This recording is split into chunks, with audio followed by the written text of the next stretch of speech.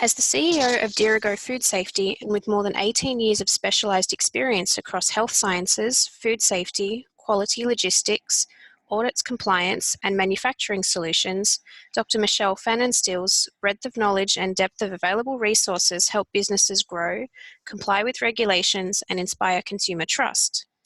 Michelle has extensive experience as a food safety consultant and educator. Take it away, Michelle. Thank you so much. It's delightful to be here. And I'm Dr. Michelle Fannin-Steele. I run Dirigo Food Safety and the Smallholder Food Business Development Institute. And today I'm here to have a conversation with you all about something we don't talk about a whole lot at work. And it's about how to be happy, how to be successful, and how to have hard conversations to improve performance at work. That's your performance and the performance of your team. You know, folks, we spend 80% of our waking lives with the people that we work with. Wouldn't it be nice if it didn't suck all the time? That's what we're here today to have a conversation about. So, we have some learning objectives that I just thought I would go over. You know, I hate reading slides to people, so I'm gonna let you look at these learning objectives while we are getting ourselves together here. And so what I wanted to point out to you is that this idea that circumstances drive thoughts is a life-changing realization for me, okay? All the work that I've done and what we're going to talk about today is about separating out what are the facts of what's going on versus what are we thinking about what's going on. And if that's what you take away from this today, that will be absolutely amazing. So how we're going to do that is I'm going to present my STRIVE model for understanding how you think, okay? It's a problem-solving methodology, and I use it every day in my life. I use it with my kids. You know, my 9-year-old didn't want to go to school today, and I did a quick STRIVE, you know, like, I don't diagram it out with him, of course, but I did a quick STRIVE to, you know, ask probing questions of a 9-year-old to figure out why didn't he want to go to school, and it worked. So I want to encourage you to not just consume this information, but to really go and apply it in your life so you can turn your thinking into feelings and feelings into actions, okay? And so by the end of this presentation, you will understand all of your major barriers to effective change in your facility. And that's what we're really hoping to get out of this. So grab a pen and paper and join me, and this is going to be a great time. So this is how it all works, okay? You have to decide what you are going to do, all right? That's where it all comes from, okay? And if you need help in deciding what you are going to do, well, I have good news for you. The methodology I'm going to teach you today helps you arrive at decisions. But step one is absolutely to decide what you're going to do, all right? Then you have to write down what you're going to do because you have to commit. It's all about the commitment. It's about the commitment to having hard conversations. And then, my friends, you got to do it. All right, you just got to go out there and you got to figure out how you're going to do it, and you got to be okay with failing forward because that's how we take massive action. And then once you've done steps 1, 2, and 3, then you're going to figure out what happened, figure out the things that went right, figure out what the things were that went wrong, and that's where all of this thought work comes in. All right, so why do we do thought work? Well, because we need to figure out what happened. You know, so many of us think that we are at the mercy of our lives and we're constantly reacting. But the truth of the matter is you can take control of that. And in your facilities, you can figure out what's going on by understanding your own thinking and by applying the STRIVE methodology. Because all of this is a learned and learnable skill. I learned it. Nobody grows up knowing how to do this. Okay, so my kids might grow up knowing how to do this because I use it at home, but this is a learned and learnable skill, friends. There's so many things out there that are learned and learnable skills. And so here's where we're going to start. We're going to start with our circumstances. Circumstances are the facts of our existence, okay? They are the things that anybody could agree on, okay? You are sitting down, you're watching a webinar on a computer. That's a circumstance. What you think about the webinar, well, that is a thought, all right? And so our circumstances drive our thoughts. And if you only take away one thing from this entire webinar, I want you to take away, and I want you to write this down, thoughts are optional. All your thoughts are optional. Do they come to your brain unbidden? Absolutely, but that doesn't make them non-optional. And there are ways we can learn to hit the pause button on those thoughts that we don't want to have. All right, so your thoughts are optional, and there are so many that we can actually do something about because they're not serving us. And so from our thoughts, we actually get our feelings. And feelings are everything. Everything that's happened in the world is because, well, somebody had a feeling. All right. And so we do this work. I do this work with facilities. And when we talk about feelings, well, you know what we do? We bring out a feelings wheel. It's okay to talk about our feelings at work, but think about your own feelings first before you go out and you try and coach somebody else on what they're feeling, because you got to clean your own self up first before you work with somebody else. So from feelings, we get all of our actions. That's why feelings are so important. Everything you have ever done is in your life, every action that maybe then turned into a circumstance is because of a feeling that you had. And then finally, it's our actions that drive our results. If you don't have the results that you want in your life, it's because you don't have the thoughts that drive those results. Okay? And so then everybody says, okay, but how do I know what I'm thinking? Well, that's where strive comes in.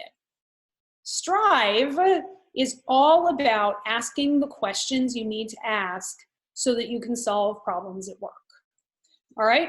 It's all about separating out your circumstances from your thoughts. And it goes like this. It starts with safe. The first letter of strive is S, and it's for safe. And we ask the following questions. Are people in your facility physically safe? Everything starts from there. You know, you can go back to Maslow's hierarchy of needs, and you can look at the things that people need to have in order to be successful in life. And one of the things people really, really need to be is they need to be physically safe.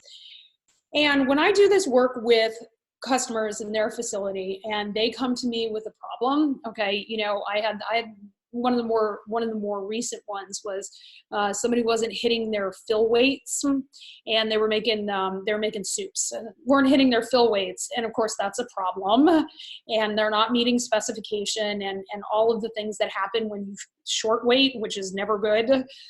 Well, I pulled out Strive and I asked the production manager, okay, are people physically safe to do the filling correctly? And he looked at me, and it was like Paul on the road to Damascus. The scales fell from his eyes, and he was like, oh my God, I just thought about the setup, and they're not. Because in order to like start the process or continue the process of filling correctly, the workers actually risked getting burned. And so of course they weren't doing it correctly.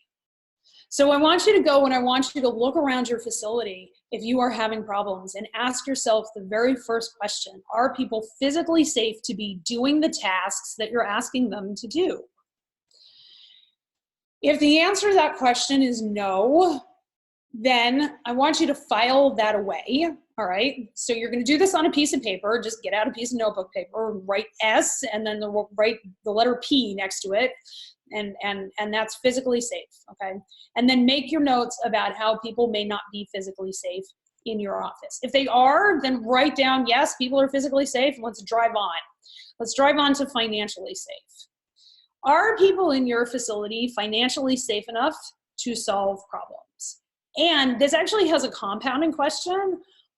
Do they think you are financially safe enough? Or are people walking around with the impression that the doors are about to close, or that their budget is about to get axed, or that it's their responsibility to take care of the operating budget? You know, I had another client, and this was in a ready-to-eat lobster facility, and they have a great workforce, and it's like totally my pleasure to work with them and drive continuous process improvement.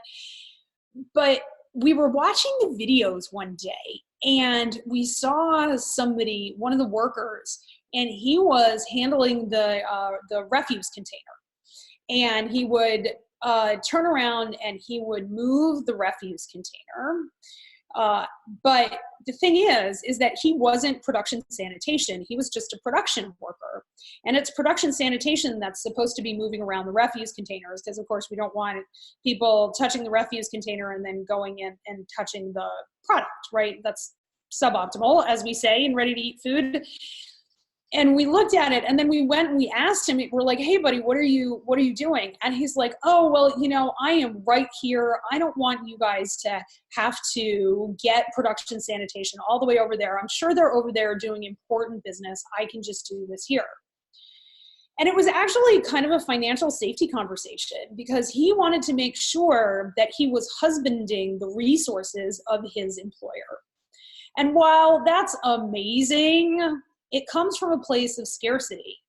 And when we have conversations about scarcity, then that's when we have these feelings of being financially unsafe. And so we got to clean that sort of stuff up. So think about problems in your facility and whether or not people are financially safe to go do the things that they are doing. All right.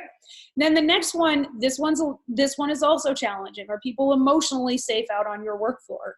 Do you have a Me Too problem? Are people getting sexually harassed? Are people getting bullied? Okay. Is there racism? Is there ageism at your facility?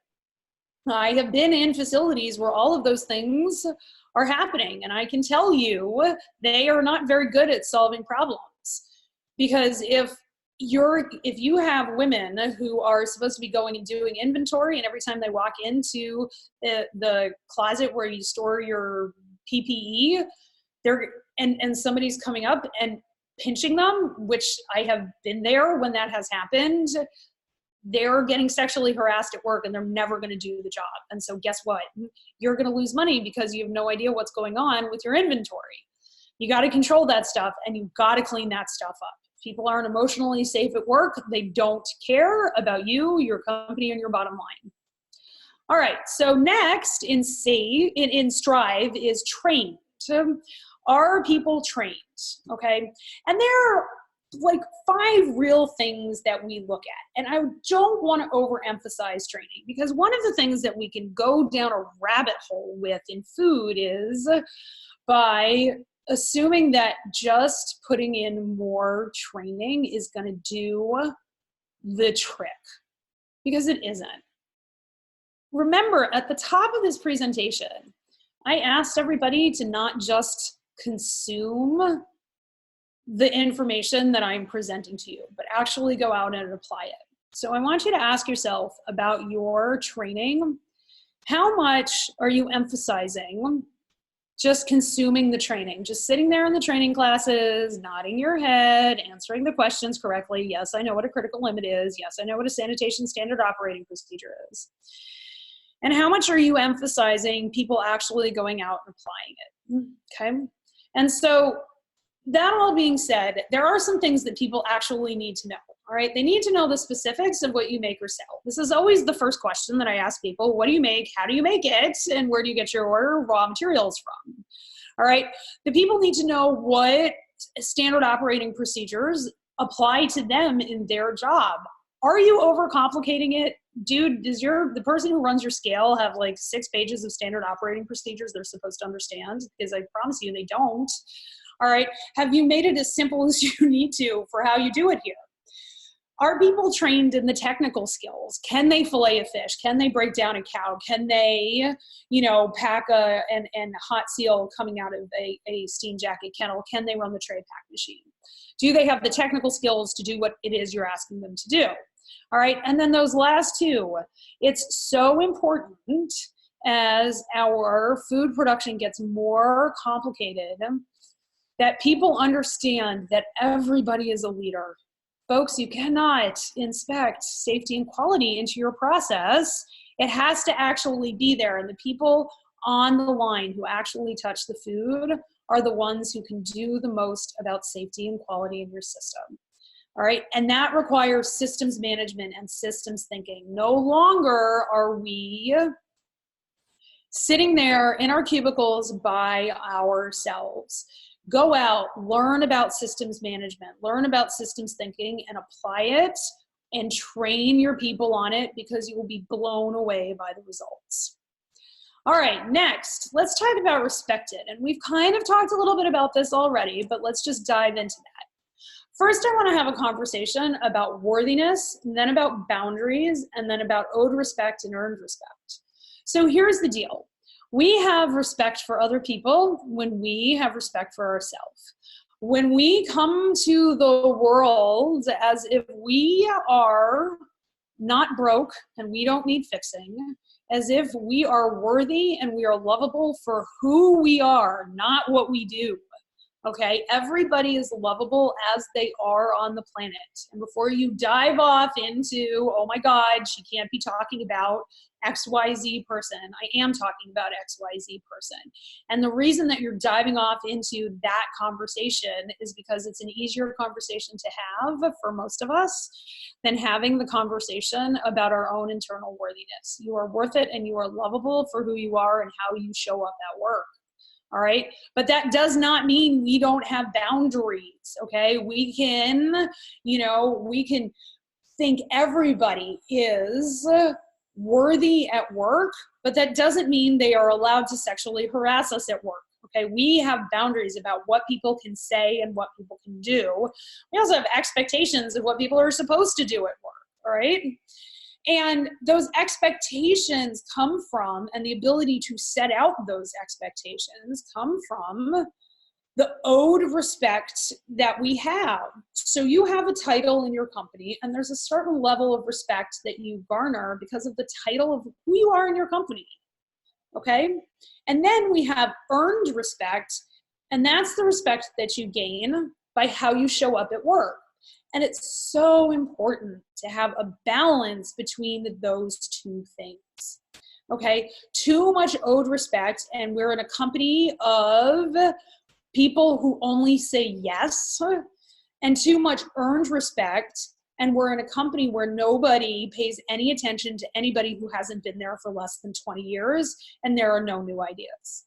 Balance that stuff out, okay, and come to it from the place of compassion that everybody is worthy. All right. So then the next one, this is another fairly common conversation that we have. The I in Strive stands for invested in. There are multiple different ways. These are just some of the ways that we can invest in our workspace, in ourselves, and in our employees. Okay. One of the most common ones is financially. I mean, we are asking people to trade time for money. The better financial investment that you make in your people, oftentimes the better return that you get. My goal in life is to pay people the absolute best that I can, to give them 6 weeks paid vacation. All right.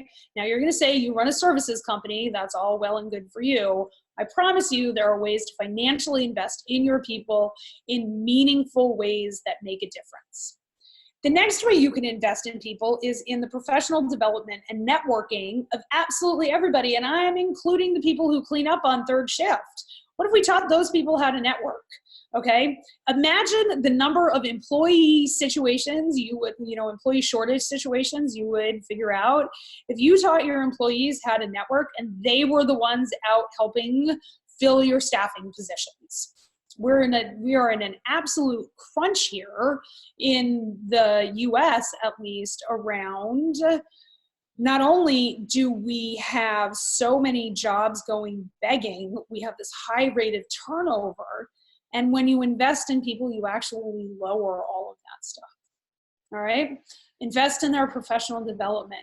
Teach them how to go to networking events, teach them, send them to CE events, continuing education events. Everybody can learn something, even through webinars, especially through webinars nowadays, I have to say, and do more than just sit them down in front of the same video that runs in the cafeteria all the time. That just encourages consumption of training and not actually application of training. The next thing that you can do is you can invest in the health of your employees. And I'm not gonna lie, this is a very different conversation in the United States than it is in many, many other countries because of the status of how we operate our healthcare system here. So I'm not gonna dive into that too much, but there are multiple ways of investing in the health of your employees because, of course, I know all y'all have personal hygiene programs that say employees don't get to work with the food when they are sick. So the more we can invest in the health of our and well-being of our employees, the better workforce we're actually going to have. The next way that you can invest in people, and this actually is different from financially investing in them, is help people create goals, acknowledge their goals, and reward them. Okay? Imagine, if you communicated clearly the results that you are trying to get and you gave people rewards for actually getting those results. And then finally, another super common way to invest in people is through good workspace design. Remember that example that I gave where people didn't feel safe doing their fills correctly because they risk getting burned? Well, folks, that is lousy workspace design. How well designed is your workspace? How much walking around and those kind of wastes do you have in your facility that actually decrease the output of your workers? What sorts of investments can you make in workspace design? It doesn't have to cost a lot of money. It might cost the time of a meeting and say, hey, folks who work out on the production floor, can you think of any ways we could set this place up better so that you can do your job better? You're going to blow your employees away if you ask that question. And that gets us into value, all right? I want you to think about how do you value your employees at work? Are people valuable for how they show up? Do you see other people as worthy? And do you have compassion for them for the life circumstances that they are in? Do you communicate with them in the ways they need to be communicated with?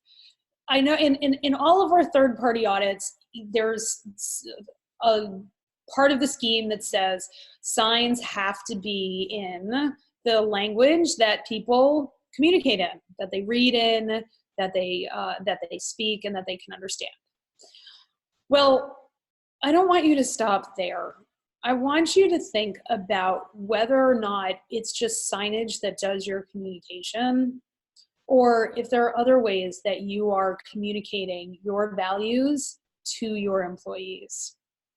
That's a super interesting question. So then that brings us to empowered. And are people empowered at your facility? Are they allowed to be uncomfortable and drive forward anyway? Do you let yourself experience discomfort and drive forward anyway? And I'll get to more on that in a minute. But what the true test of how empowered people are at your facility is whether or not they can fail without fear of retribution.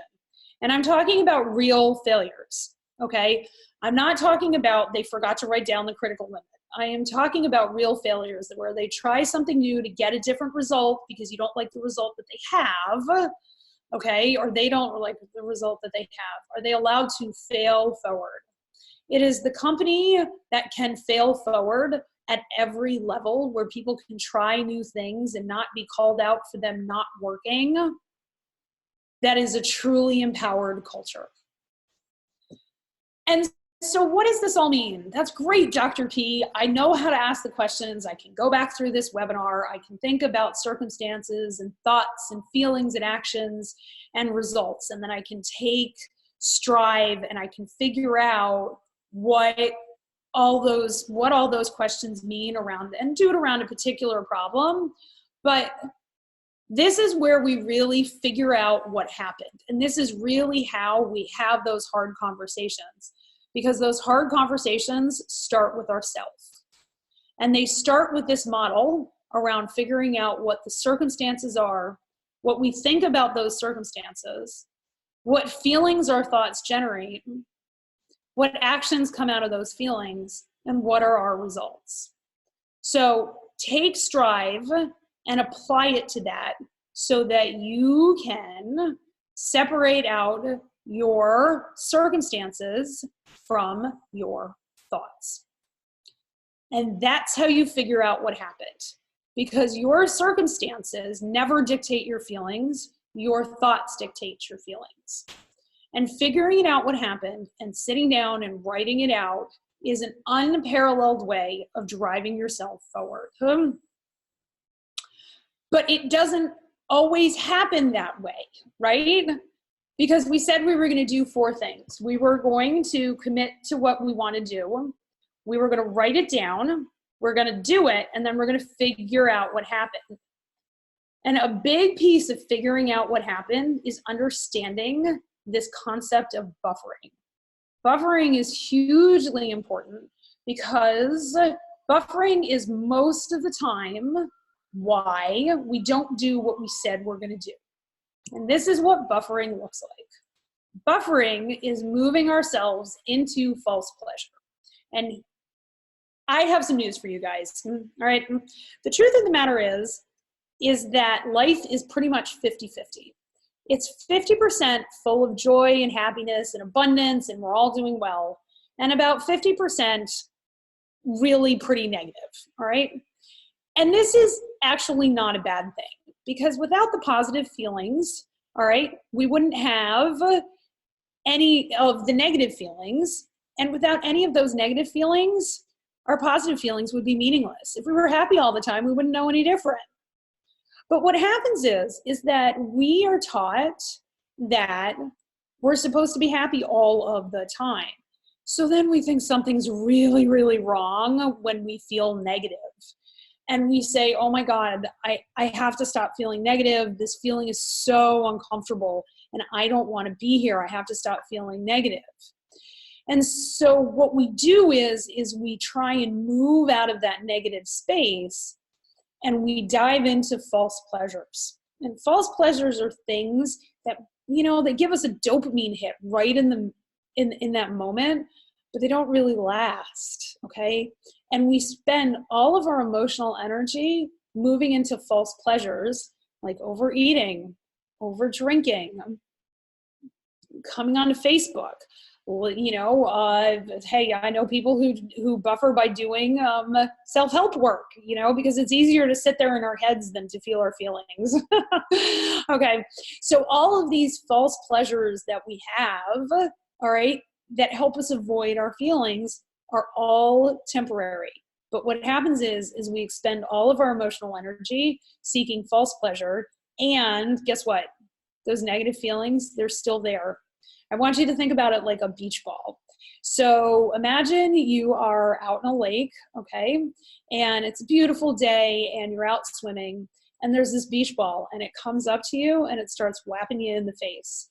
And the wind is such that it's just pressing right against your face and the waves keep having it hit you in the cheek. And you're like, oh my God, this is so annoying. So what are you going to do? Well, you're going to take that beach ball and you're going to shove it underwater. And it takes so much effort to keep it underwater and keep it underwater. And you have to keep applying that pressure to put it under, to put it underwater and keep it there. But what ends up happening? Well, you get exhausted and then you let go. And well, then what happens? Well, it just shoots straight the heck back up and hits you in the face again. And there it is. Well, that beach ball, my friends, is your negative feelings. Okay? And if you don't learn how to deal with your negative feelings by just feeling them, by saying, okay, I'm feeling really anxious. Wow, I'm feeling really sad. Wow, I'm really panicked. And take a deep breath and really lean into those feelings. It can be super difficult to ever let the air out of that beach ball. All right? And that's how you get the beach ball to go away. is not by shoving it underwater. It's by saying, huh, these are the feelings that I'm feeling. Because if you show up to this work, you are going to bring up a whole host of feelings. And those feelings are going to be half the time negative. Now, the good news is half the time they're positive, but we really kind of don't have to do the thought work on the positive side now, do we, right? Because those are all thoughts that are serving us. It's the thought work on the negative side. You know, and I will tell you that client whose employees were risking getting burned by doing their job correctly said that to me, and I said, huh, so that's a super interesting thought, because it's not a circumstance. My employees' risk getting burned is not a circumstance, it's a thought. The temperature of where their arm is going is the circumstance. The thought is my employees' risk getting burned, and my client was so brave because he said, oh my God, Dr. P, I am so ashamed. And he sat there and he was like, wow, I'm so ashamed. And we sat there with that shame. Okay, is it easy to feel shame? No. Is it super hard to feel shame at work in front of your food safety consultant? Yes. But he was so brave. And that's what this takes. It takes bravery to face up to your feelings, to be vulnerable to your feelings. And that's what I'm asking you to do at work, because that's what makes all the difference. Okay? When you allow those feelings to come through, you will understand what actions you are creating in the world and then what results you're getting. And if you don't like your results, well, then you have to change your thoughts, because most of us want to go and change the circumstances, but it doesn't work like that. You can change, everybody knows you can change circumstances. If you have the same thoughts, you're still going to generate the same results. Go out there and commit to a new change you want to see at work, okay? Figure out a result that you don't like that you're getting and decide today, before the end of this webinar, on what you're going to change. Be uncomfortable and have the hard conversations. The first thing that you're going to do is you're going to coach yourself, all right? Do the Strive models. Open a journal, all right? Write down whatever the circumstance is, and then write down your thoughts. Do a thought download on all of those circumstances. Go through the Strive model as part of your thought download and ask yourself, are people safe to solve this problem or to change this, if you want to change the circumstance? Are people safe? Are they trained? Are they respected in? Has management and the company invested in them? Are they valued? And are they empowered? Can you fail forward into a new future? And then what you have to know is that you don't know how to do this.